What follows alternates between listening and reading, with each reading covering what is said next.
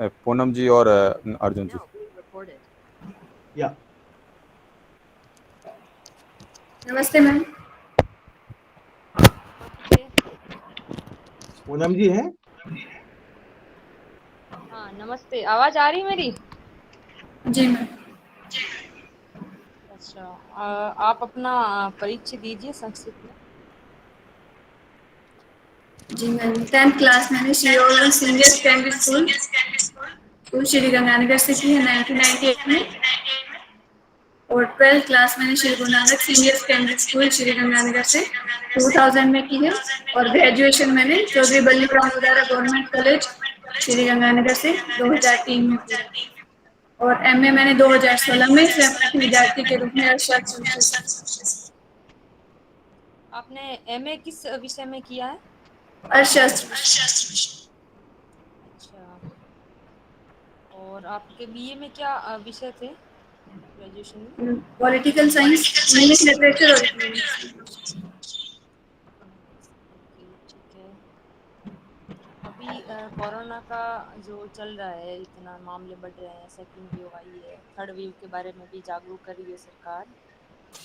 तो आपको इसके बारे में क्या जानकारी है? आपने अभी अपने जैसे घर पे रहे हो इस दौरान, तो आपने ऐसा क्या काम किया है जो आपको लगा है कि आपने आम जनता के लिए किया हो?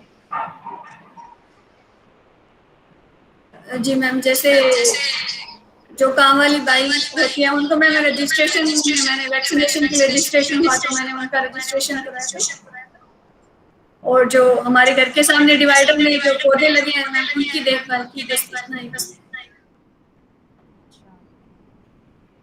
तो वैक्सीनेशन के लिए आपने प्रोत्साहित किया। जी अभी ऐसा देखने में सुनने में भी आ रहा है कि गांव के कई लोग हैं जो वैक्सीन लगवाने में इंटरेस्टेड नहीं है, या उनको काफ़ी भ्रम है, और आप किसी डिस्ट्रिक्ट में एसडीएम है, आपको ऐसी जिम्मेदारी दी जाती है, तो आप कैसे समझाओगे गांव वालों को?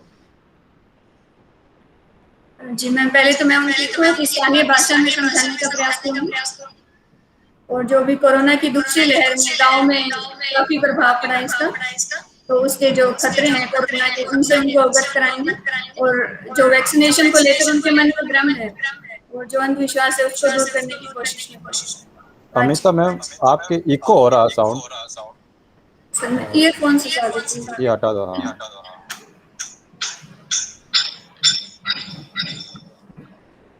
अब बोलो एक बार।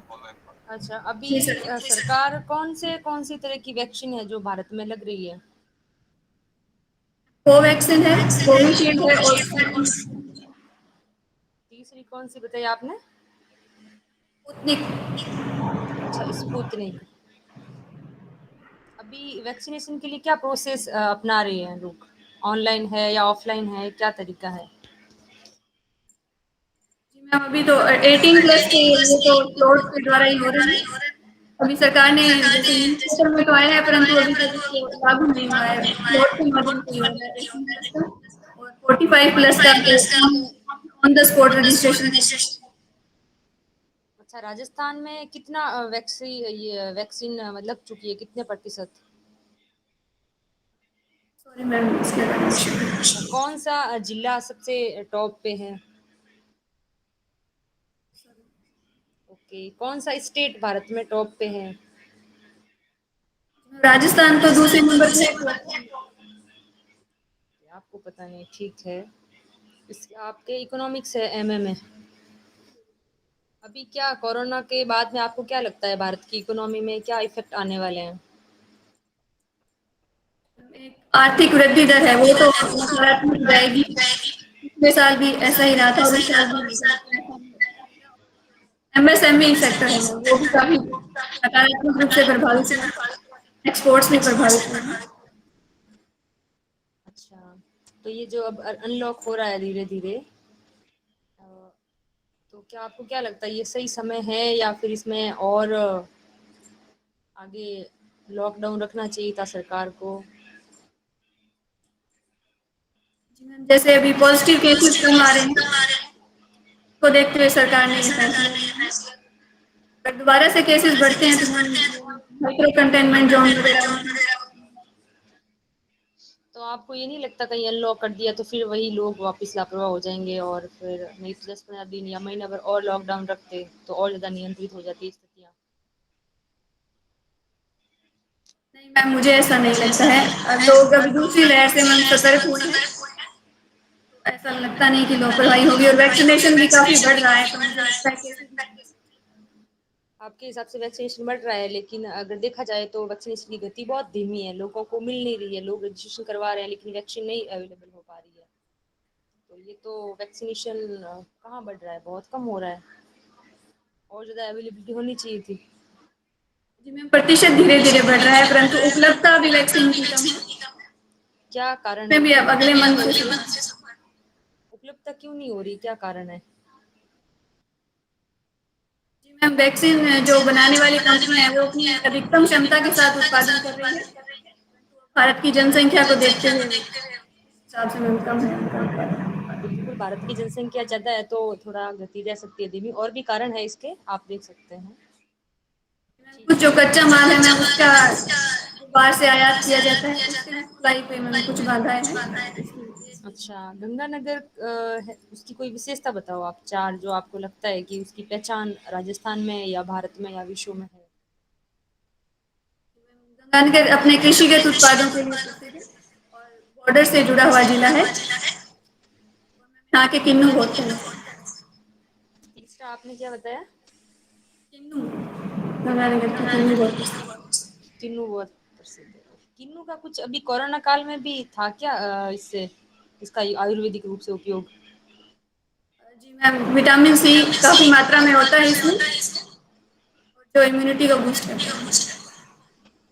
किन्नू के लिए अगर किसान कुछ नवाचार करना चाहे तो आप क्या उसमें सहयोग कर सकते हैं एज ए प्रशासक के रूप में? कुछ आइडियाज हो या उसमें आप किस तरह से हेल्प कर सकते हैं? जी मैम, किन्नू की प्रोसेसिंग यूनिट ज्यादा से ज्यादा लगाई जानी चाहिए। जितनी किन्नू का उत्पादन होता है, मैम ग्रेडिंग वैक्सिंग वगैरह जो प्लांट है उतनी है नहीं गंगानगर, और जो फाइट्रो सैनिटरी वगैरह चीजें हैं, जिसकी वजह से यूरोपियन कंट्रीज में उसका उतना एक्सपोर्ट नहीं हो पाता है, क्योंकि यहाँ पे पेस्टिसाइड्स का काफी इस्तेमाल होता है। मुझे लगता है इसकी अगर जैविक खेती की जाए तो किसान अच्छी मुनाफा भी कमा सकते हैं। अच्छा, मेरा लास्ट क्वेश्चन है कि कोरोना काल में महिलाओं के लिए ऐसा क्या, मतलब सरकार के कुछ प्रोविजंस थे या प्रशासनिक अधिकारियों के कुछ नवाचार थे जो आपको लगते हैं कि बहुत अच्छे किए हैं फील्ड में, या कुछ ऐसी योजनाएं थी जिसका इम्प्लीमेंटेशन बहुत अच्छे से हुआ हो विशेष रूप से महिलाओं के लिए? जी मैम, जैसे अभी गर्भवती महिलाओं के लिए जो दक्षिण राजस्थान में एक ऑपरेशन उम्मीद करके चलाया गया था मैम, उसका काफी अच्छा क्रियान्वयन हुआ है प्रशासन की तरफ से। फिलहाल मैंने किए की पॉलिसी। ओके ओके, ठीक है। नेक्स्ट मेंबर कौन है? हाँ, योगसा एक एक मिनट रुकना महावीर जी। ये महावीर जी सुन पा रहे हैं? हाँ, ये आवाज इको होने की वजह क्या है? ये मैम के कोई मोबाइल में कुछ गड़बड़ है, अमिता जी का। एक जी बार सर, आप यहाँ पे नेट पे बारिश मौसम अच्छा नहीं है सर, शायद इसकी वजह से हो। एक बार ऑन ऑफ करके देख लीजिए, आप जुड़ जाइए लेफ्ट वापस, लेफ्ट बहुत करके ज्यादा इको वापस हो जुड़ रही है। जाओ और थोड़ा साउंड कम कर लो। नहीं, मुझे तो ठीक आ रही थी महावीर जी आवाज जब मैं क्वेश्चन पूछ रही थी स्टार्टिंग में। हमारे इको हो रहा है। काफी काफी इको हो रही है आवाज, काफी। ये एक मिनट है ना, इनकी वजह से नहीं है कहीं। इसकी वजह से पूनम जी के अब हो रही है आवाज को। आपकी आवाज नहीं आ रही नंदू सर, आप करो, अनम्यूट करो। हाँ, मेरी आवाज नहीं आ रही है? अब आ रही, सही आ रही है आवाज। अब आ रही है, एक बार मैम को जोड़ने तो पता लग हाँ, जाएगा। वापस जुड़ने दो, शायद ये पूनम मैम के होगा, तो ये उनकी वजह से हो सकता है, कोई वहाँ गड़बड़ हो सकती। अब हो रही था कोई को, जैसे ही पूनम जी ने ऑन किया ना। पूनम जी ठीक है, हाँ, तो मैं पूनम म्यूट ही कर देती हूँ, म्यूट ही कर देती हूँ। हाँ, इसलिए कई मतलब इसमें इन्होंने कोई कुछ कर रखा है, कुछ मतलब हो ही जाता है, कई बार होता है ऐसा। अमिता जी जुड़ेंगी, वापस जुड़ गई क्या मैम? जुड़ गए जुड़ गए। योगेंद्र जी तैयार है ना आप तो? योगेंद्र जी, अमिता जी म्यूट है, आप अभी ऑन कीजिए माइक। योगेंद्र जी आ गए क्या? नहीं, पहले योगेंद्र जी फिर अर्जुन जी है। योगेंद्र जी भी जुड़े हुए हैं, अर्जुन जी जुड़े हुए हैं। अर्जुन जी से शुरू अर्जुन करवा जी लो। शुरू कर दीजिए, अर्जुन जी बाद में। हाँ, कोई भी जो भी करना कर दीजिए, कोई इश्यू नहीं। अर्जुन जी शुरू कीजिए, आप शुरू कीजिए। हाँ मैम, नमस्कार आप सर। सुन पा रहे हैं मुझे? जी नमस्ते। सर। अच्छा, अभी बार बार हम सुन रहे हैं कि कोरोना से बचने के 3 साधारण उपाय है। कौन से 3 साधारण उपाय है? जी सर, मास्क पहनना है और सामाजिक दूरी बनाए रखना है और हाथों को बार बार धोना है और सैनिटाइज करना है सर, और वैक्सीनेशन पे जोर देना है। अच्छा, मास्क में हम एक सुनते हैं N95।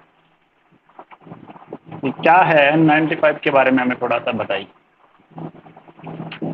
सर, इसमें एन से सर नॉन ऑयल जो पार्टिकल्स है उनको 95% तक ये फिल्टर करके करते हैं सर।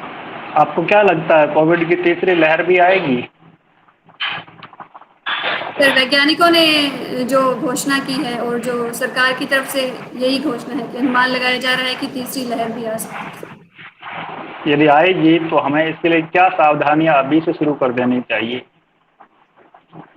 सर, जैसा कि तीसरी लहर में अनुमान लगाया जा रहा है कि बच्चे सर्वाधिक प्रभावित होंगे, तो जैसे सर जो हमारे कुपोषित, जो दक्षिण राजस्थान के कुपोषित इलाके हैं बच्चों में, तो सर वहाँ पे पोषाहार वगैरह का वितरण किया जाना चाहिए, क्योंकि कुपोषित बच्चे हैं वो इसमें ज्यादा प्रभावित हो सकते हैं सर। और जैसे कि भी बोर्ड के एग्जाम्स भी स्थगित कर दिए, तो बच्चों को ज्यादा से ज्यादा घर पर रखें और उनको सर पोषाहार देना चाहिए, ताकि वो अगर कोरोना से पॉजिटिव होते हैं तो भी इम्यूनिटी स्ट्रांग रहे तो वो अच्छा फेस कर सकें। आपको क्या लगता है 10वीं और 12वीं के बोर्ड की परीक्षाएं निरस्त होने से बच्चों पर क्या प्रभाव पड़ेंगे? उनके करियर पर क्या क्या प्रभाव पड़ेंगे? जी सर, एक तो जो स्वास्थ्य की दृष्टि से तो इसमें सकारात्मक ही प्रभाव पड़ेगा, जैसे सरकार ने कहा है कि जीवन बचाना सबसे पहले जरूरी है। और सर दूसरा ये कि बच्चों में सर जो पढ़ाई के लिए जो सीरियसनेस थी सर, वो तो कहीं ना कहीं प्रभावित हुई है इससे। नहीं, जैसे 10वीं और 12वीं करने के बाद बच्चे करियर बनाना शुरू कर देते हैं, तो उनकी अंक तालिकाएं वो दूसरे बच्चों के साथ किस तरह से मार्किंग करेंगे? कैसे, क्या ये बच्चे दूसरे बच्चों से भिन्न समझे जाएंगे या उनके जैसे ही इनके साथ व्यवहार होगा? क्या क्या उनके करियर पर क्या प्रभाव पड़ेगा, ये बताइए। जी सर, जो 12th पास आउट बच्चे हैं, जैसे उन्हें कॉलेज में एडमिशन लेना है, तो सर कॉलेज में तो एडमिशन के लिए प्रवेश प्रक्रिया में सर वो टेस्ट वगैरह होते हैं, तो मुझे लगता है 12th के बच्चों पे तो इतना प्रभाव नहीं पड़ेगा। और जो 10th के बच्चे हैं जो अपने ग्रेड के हिसाब से आगे की, जैसे आर्ट्स या साइंस स्ट्रीम या कॉमर्स का चयन करते हैं, वो ना कहीं मुझे लगता है प्रभावित हो सकते हैं। अच्छा, एक मेरा ये सवाल है कि इस स्टेज पर आकर किसी कारणवश यदि आपका चयन नहीं होता है तो आपके पास प्लान बी क्या है? जी सर, मुझे दोबारा से इसी की मैं तैयारी करूंगी सर। अगर नहीं होता है बाय बहुत चांस फिर भी, तो मैं अपनी तरफ से सर वो जो कोई एंटरप्रेन्योरशिप ठीक। रोजगार क्या, क्रिएट कर सकूं। ठीक है, क्या राजस्थान में मुख्यमंत्री चिरंजीवी योजना का लाभ मिलना शुरू हो गया है? क्षमा चाहूंगी सर, मुझे इसकी जानकारी नहीं है। रजिस्ट्रेशन हो रहे हैं ठीक है, लाभ। ठीक है। राजस्थान में राठी गाय की नस्ल का क्षेत्र कौन कौन सा है? जी सर, बीकानेर में और गंगानगर सर, इधर पश्चिमी राजस्थान में होती है सर राठी गाय। और साहिवाल? नहीं सर, मुझे जानकारी नहीं है सर। बीकानेर क्यों प्रसिद्ध है? यहाँ के जो भुजिया पापड़ उद्योग है, रियासतकालीन 4 प्रमुख शहरों में से एक है, बॉर्डर का एरिया है सर। हस्ता कला, मथेरन कला है, रम्मते हैं, पाटा संस्कृति है सर, ये बीकानेर को यूनिक बनाता आपने परास्नातक की है इकोनॉमिक्स में, अर्थव्यवस्था में। अभी देश की अर्थव्यवस्था के हाल ही के क्या रुझान है कोरोना के बाद? अभी कुछ दिन पहले कुछ आंकड़े आए हैं, आपको ध्यान में है? है। आंकड़े तो ध्यान में नहीं है, परंतु जो जीडीपी की ग्रोथ रेट है वो -7 पॉइंट समथिंग माइनस में जा रही है। अच्छा, राजस्थान में जब भी पेट्रोल और डीजल की कीमतें बढ़ती है तो सर्वाधिक कीमतें गंगानगर में होती है, ऐसा क्यों है?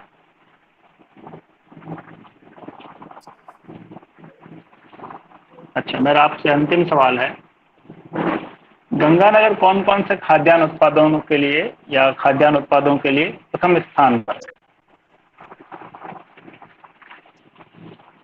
खाद्यान्न का नहीं ध्यान मुझे सर, शायद गेहूं में है सर, एग्जैक्ट तो ध्यान नहीं है, गेहूं के उत्पादन में सर्वाधिक नहीं है। ठीक है। नंदू जी सर, नेक्स्ट मेंबर है या कंटिन्यू करें? हाँ, नेक्स्ट है अपने योगेंद्र जी। ठीक है, thank you ma'am. Yogendra ji,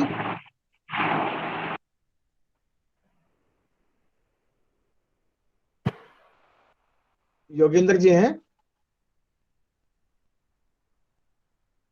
एक मिनट महावीर जी, देखिए थोड़ा सा योगेंद्र जी है कि नहीं है जुड़े हुए इसमें। योगेंद्र जी पहले जुड़े हुए थे, अभी नहीं है उनके। उनका इनका उनको जो करना था ना, उनका भी कोई नेटवर्क इशू हो सकता है।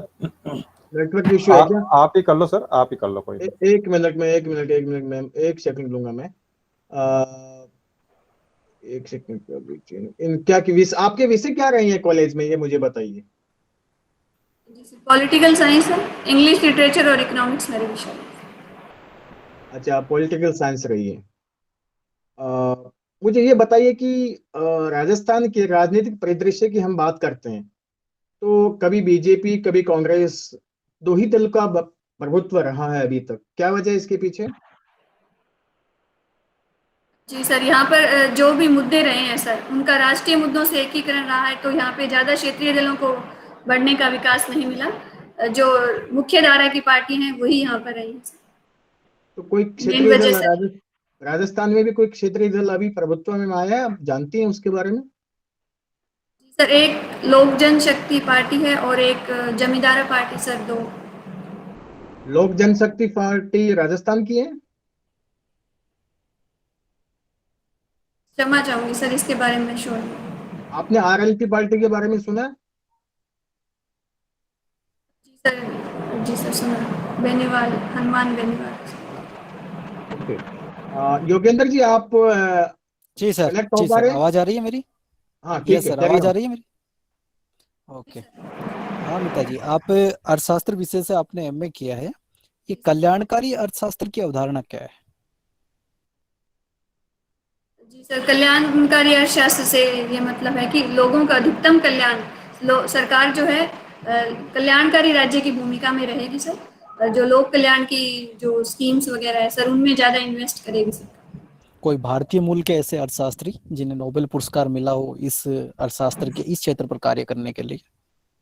सर, अमर्त्य सेन है।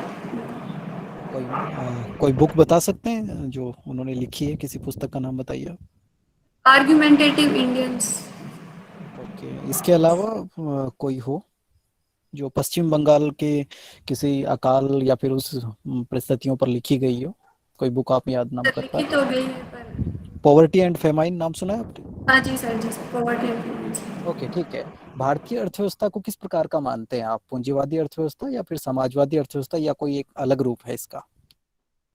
भारतीय अर्थव्यवस्था एक मिश्रित अर्थव्यवस्था है। अच्छा, क्या विशेषता होती है इसकी? इसमें सर निजी और जो वो है सरकार, दोनों का सह अस्तित्व है सर। प्रैक्टिकल लाइफ में जब बाहर निकलते हैं अपने गांव में, शहर में आपने देखा है, तो आपको कौन कौन सी चीजें नजर आती हैं जहां पर आपको लगता है कि समाजवादी अर्थव्यवस्था के लक्षण मौजूद हैं? गवर्नमेंट सिस्टम में कहाँ दिखाई देता है आपको? जी सर, जो लोक कल्याणकारी योजनाओं में सरकार का जो निवेश है सर, एक वो समाजवादी अर्थव्यवस्था की तरफ इसमें जाता है, और सर जो कुछ क्षेत्रों में एकाधिकार है सरकार का, वो भी इसके समाजवादी लक्षण है। ठीक है, कोरोना काल में आप देख रहे हैं पीडीएस की दुकानों पर निःशुल्क अनाज भी वितरित किया गया है और भी आवश्यक चीजें दी गई हैं। ये कौन सी अर्थव्यवस्था के मॉडल के नजदीक आपको दिखाई देता है? समाजवादी या पूंजीवादी, किसके नजदीक दिखाई देता है आपको? सर, ये समाजवाद का।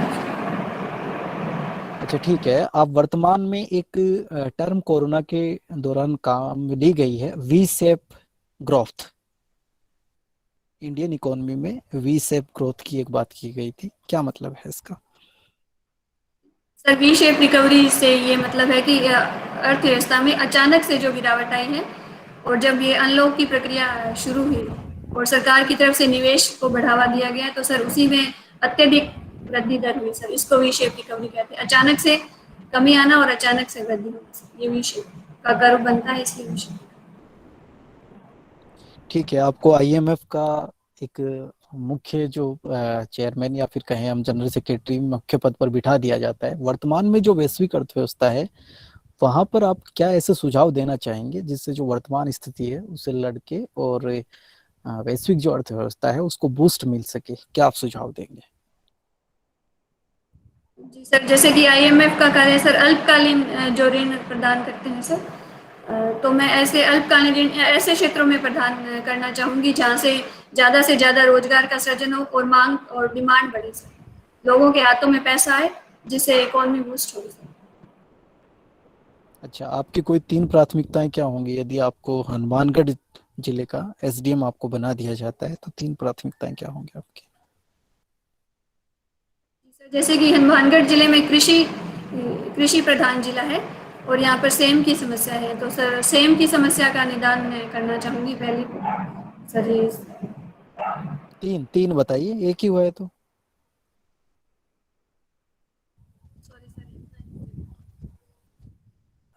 चलिए, अपनी कोई 3 खूबियां बताइए आप मुझे।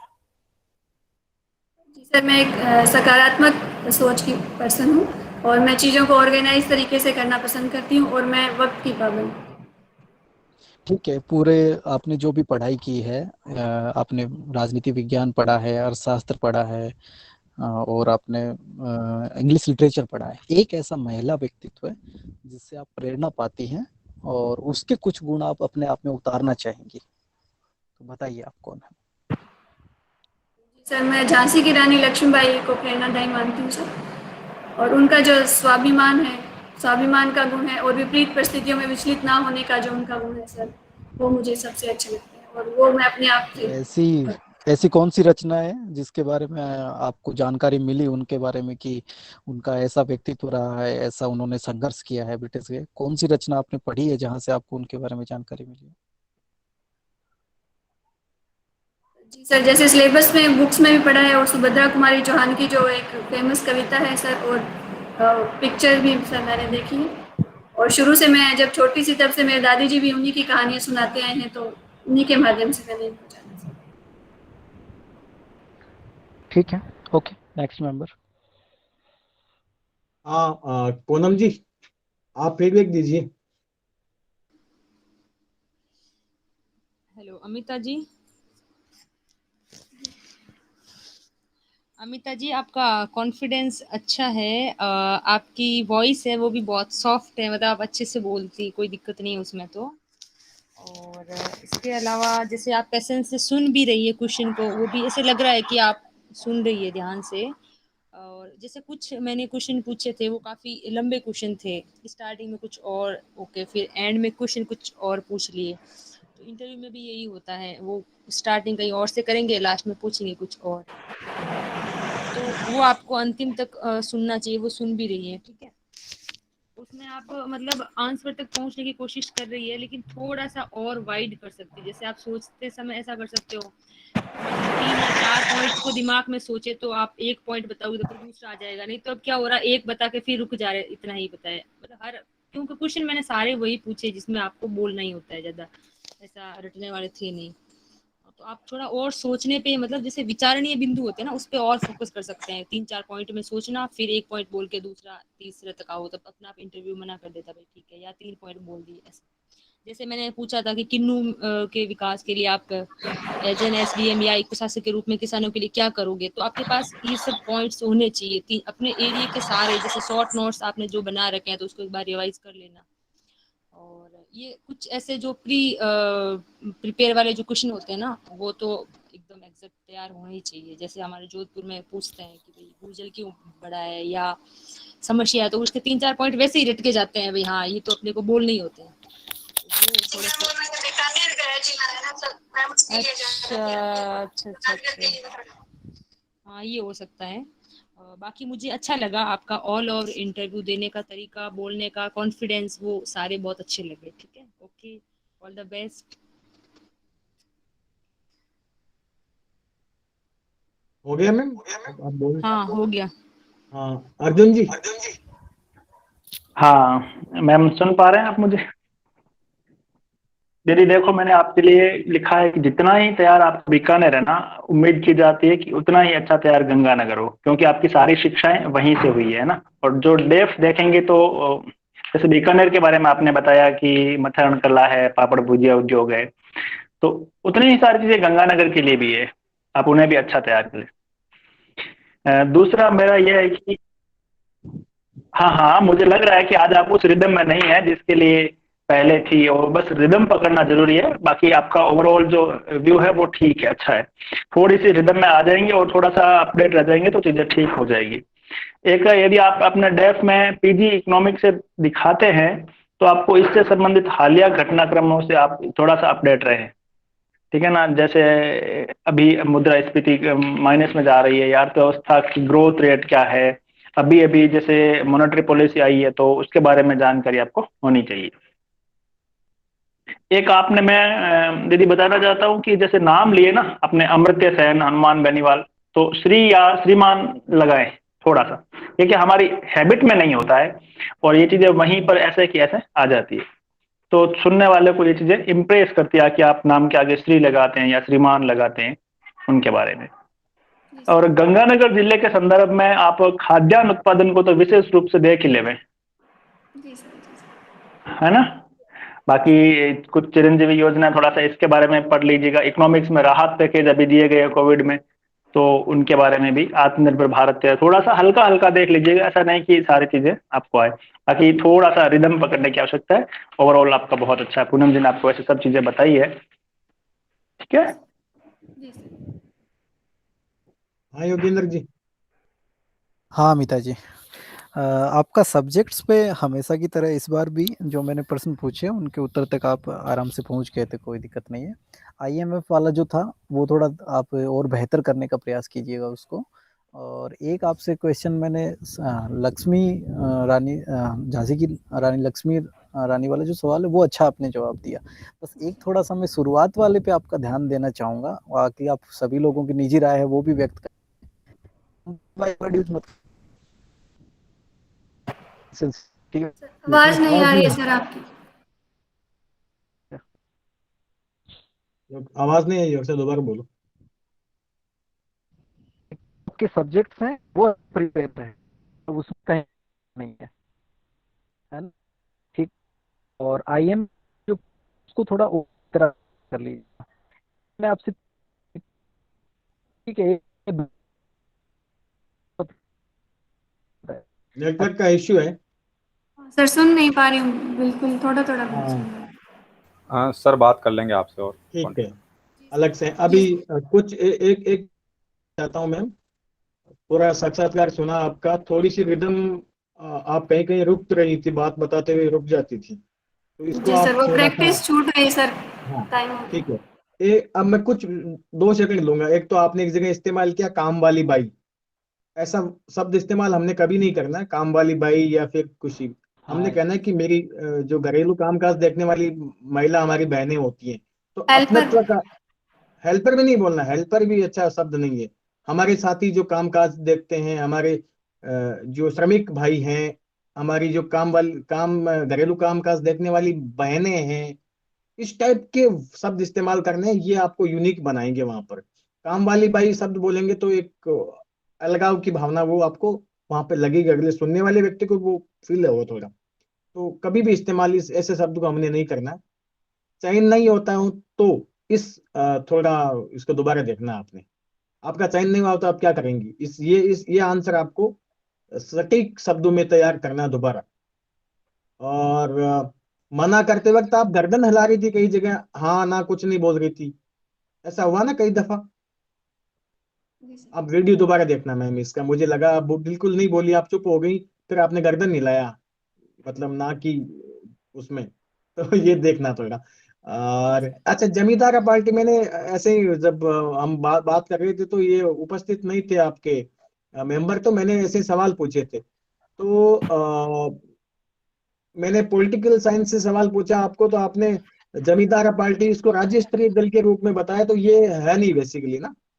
तो इसको थोड़ा आप देखना, ये जमींदारा और एलजेपी तो यूपी की पार्टी है, लोक जनशक्ति।